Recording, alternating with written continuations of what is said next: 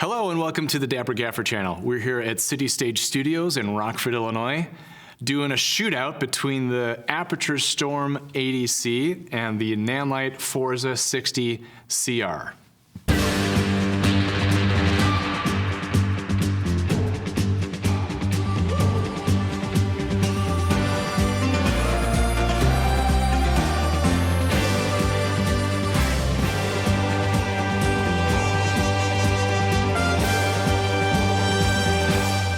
Two lights kind of going after the same market share, a lot of the similar features.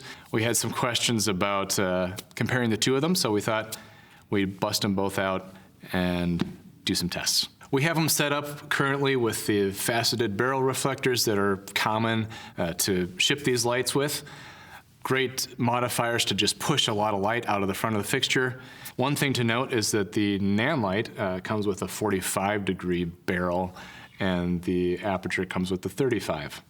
And when we're talking about light modifiers, that's referring to the angle. So this one is going to automatically appear brighter if we were to use these same reflectors because it's more spotted. This one is gonna cover more area. So while it's great to have these modifiers because they're super lightweight for rigging and things like that, I find the vast majority of the time I'm using a fixture like this, I want to Fresnel with it. You can spot it in, you can flood it out, and you get the control of having barn doors on the front to shape where the light's going to hit and where it's not going to hit. Furthermore, we can compare them a little bit more objectively because the Fresnels cover the same angle, whereas these reflectors do not. This one is more of a miniature Bowens mount idea, traditional, where you put the modifier on and then you twist it. This one has this Aputure's new Pro mount, mini Bowens Pro mount, they're calling it, something of that nature. And it's like a crossover between a Bowens mount and a PL mount, like you would find on a cinema camera, which I think is actually a very nice addition to this light. I think it makes a bigger difference on bigger fixtures where your modifiers are bigger and they're just hard to put on and twist. Still a nice option to have on a little fixture like this. So the native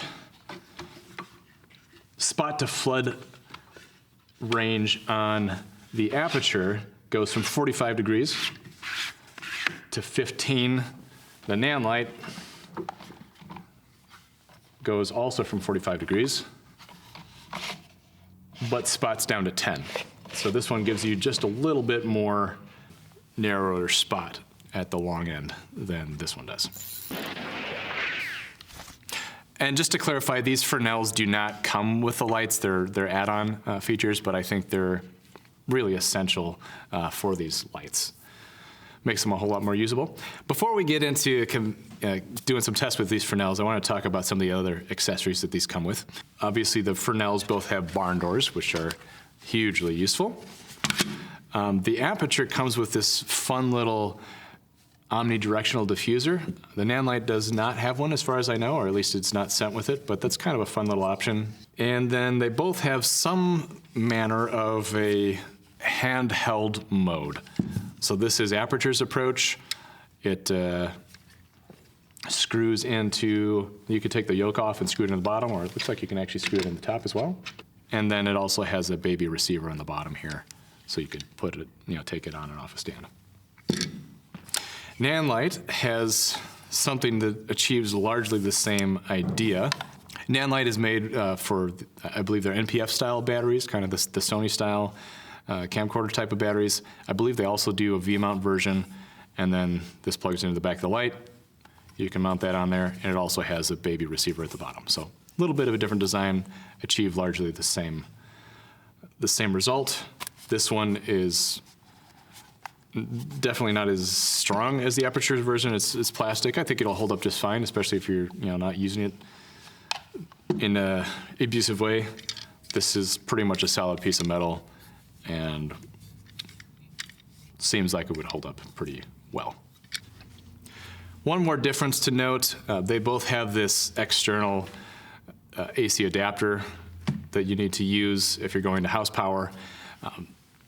They both have that DC barrel connector, but a difference is that the Nanlite one can just pull straight out. This one is the same connector type, but it has the addition of these threads on here so you can actually screw it on and prevent that from happening altogether. One more accessory that might be important to you is this mini Bowens to actual Bowens adapter. The Nanlite version has this, if you mount it on here, the light goes in the back, the modifier in the front, and then you actually mount this to the stand as opposed to the yoke itself. And it has this little umbrella adapter idea, so if you're an umbrella user, that might be of interest to you. We don't actually have the adapter for this one. I'm not sure if it's readily available yet, but I've seen what it looks like. It mounts directly on the front, between here and your Bowens modifiers, and uses the yoke from the light. But this is a very beefy yoke, so I wouldn't have concern about it holding most accessories you would mount to it. It does lack the umbrella holder that the Nanlite has, so if that's a factor for you, keep that in mind. So I'm going to actually flood this one out a little bit more to 15, which is the most spotted that this one goes in. All right, let's fire these things up. This one's got a bump button on it. This one's got a physical switch to turn it on. I guess you would have just seen the startup time on both of those as well. Now, this one is going to be presumably brighter because it's 80 watts versus the 60 watts that this one's pulling. Let's just go take a reading on it.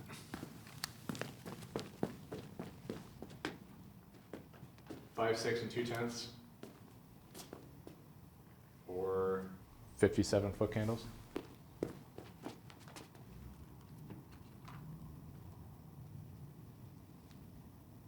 Four and 9/10, or 45.2 foot candles.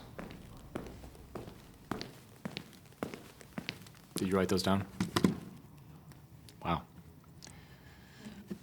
Wow.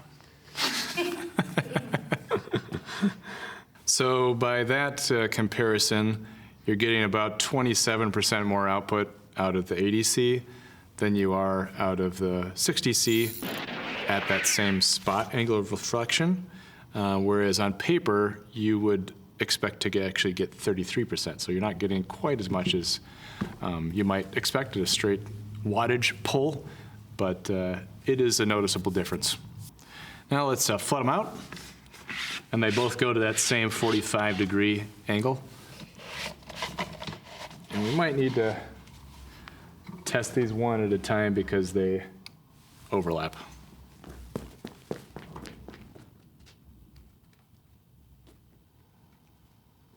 I'm seeing about 4 and 2/10, 29.5 foot candles.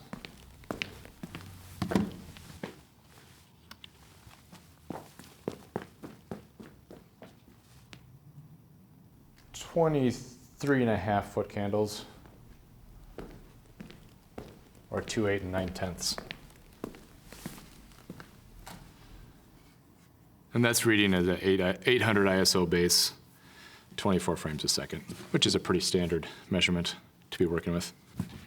So you're getting about 25% more output out of the 80 than you are on the 60. In practical use, from like the amount of light that these things are throwing out, I think they're really in a similar ballpark. You're going to get a little bit more out of the 80C, but I'd say 90% of the scenarios I'd use them in, I could probably use either one, and from like a sheer light output perspective, they're both really in the same ballpark. Now, obviously, another big thing about both of these fixtures is that they're full color. You know, they're not just daylight fixtures. We can go from warm to cool, and we can also dial in just about any color that we want. So first off, let's check the CCT range on this. That guy goes down to 1800 Kelvin, as does that one. You can kind of see a side-by-side comparison of how they both interpret that 1800 Kelvin neutral white reading. Forza goes up to 20,000. It's kind of a cool look. And I think this one does the same, 20,000. And just to eye, I don't know how they're coming across on camera, they actually look like a very similar color temp at both ends of the spectrum, which is great if you're mixing fixtures. Now in color mode, this one has the interesting option of being able to set kind of the base CCT, presumably that your camera's set at, and the colors will react to that. The Nanlite doesn't have that option. So we'll see, let's just dial in maybe the same hue on both of these, see how close or not close they are. Let's go to like a, I don't know, 150. To my eye, this one looks warmer. So let's change that base CCT on here and see if that kind of gets us closer. Well, to eye, that CCT does certainly have effect on how the color's coming across on camera. So does that make that big of a difference to me? I guess mostly it would be if we're like changing from a primary daylight source to a tungsten source, or maybe if we have other manufacturers' fixtures and we want to use that hue angle to try to nail it, and that'll maybe help us match other fixtures better. So let's just go to another color on the wheel here. I don't know, something in that purpley range. 285.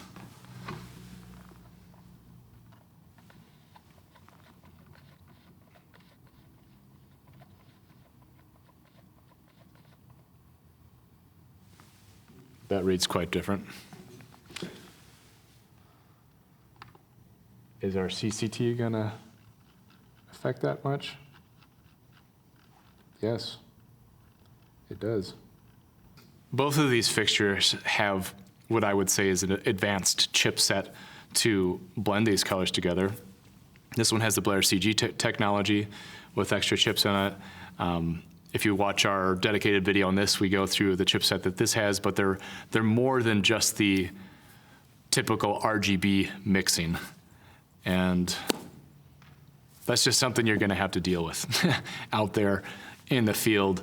Is 220 on this light's not necessarily gonna match 220 on that light, and it is what it is. So what are some of the details that are gonna determine which of these lights I would choose to bring with me and which items might affect your decision? One big thing that you can't really see physically here is the fact that this light is weather sealed and this one is not. This is IP65 rated. You can leave it out in the rain. This one is not going to be happy if you leave it out in the rain. That's a big difference. Maybe it's not a big deal for you, especially if it's something that you're just going to have installed in like a studio setting or a home studio setting. Obviously that might not be a factor, but if you're going to take it out on location stuff, having that IP rating is a big deal, not only for rain, but also for dust. And I've been in environments in the past that has ruined some of my equipment because of dust. So factor that in. The Aputure has the addition of the extra blades here that help eliminate light leak when you're, from this side. On the Nanlite version, you just get this fixed angle there. So if you want to go tighter than that, you kind of have to bleed these out this way. And then one thing I particularly like about the Aputure version of the doors here is that they have added this soft surface on the inside. If you can see that, it's almost like a felt or kind of like a duvetine kind of material. Why does that matter at all? Well, even though these surfaces are black and largely cut light, they also reflect light because they're metallic. So this just takes away even more reflection of the light and keeps it from going where you don't want it to go. One accessory we didn't mention earlier is the projector mount, and that's because Aputure is currently developing a projector or a spotlight mount for this light, and they didn't have it to send to us at the time. If you're interested in the projector, we did do a dedicated video on the 60CR where we walked this thing through its paces. One thing I think that is going to be a big benefit for the spotlight that they developed for this is I have heard on pretty good authority that it's going to have a rotating barrel. And that's a really big deal for me. It's a very limiting factor to not be able to rotate the barrel and adjust your blade position without having to pull them out and cut them in or rotate gobos. If that's the case when they release the spotlight for this fixture, I'd say that's a huge plus in the category of the ADC. One other difference I wanted to emphasize between the fixtures is the build quality. Now, I'm not saying that this light is built poorly at all.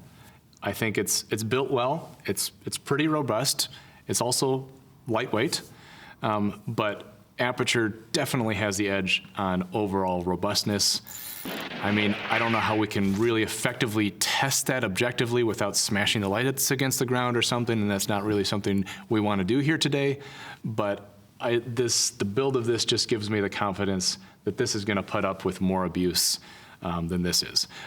The yoke is, in my opinion, quite a bit better on this light. It goes to both sides, which obviously gives you a bit more support.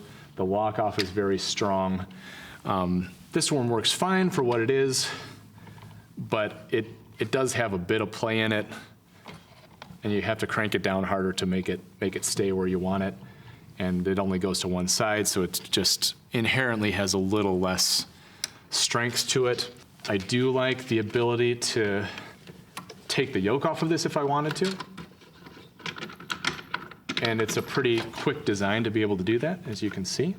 Just loosen this up on both sides, and then you can mount this with 3/8 threads on all four sides of the light, if that's something that you wanted to do.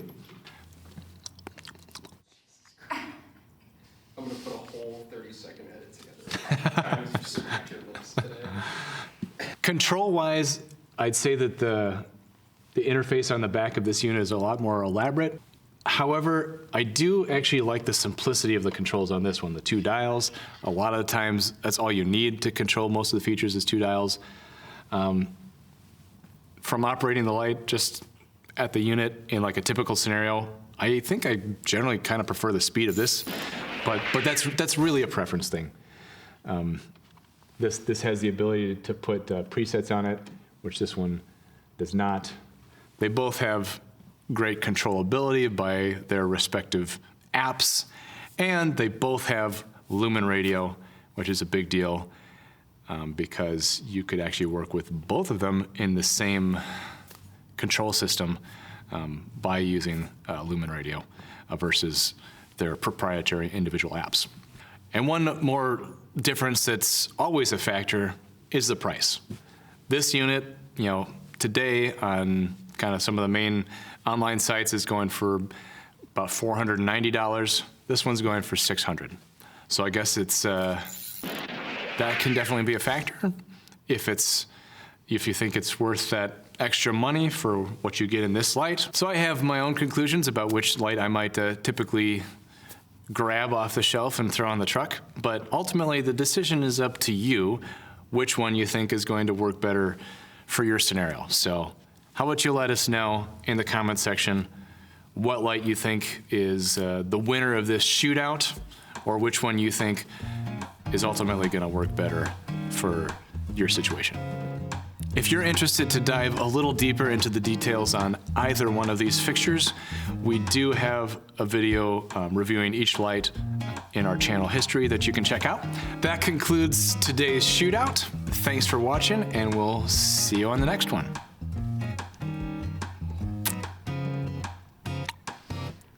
And cut. Stone cold again.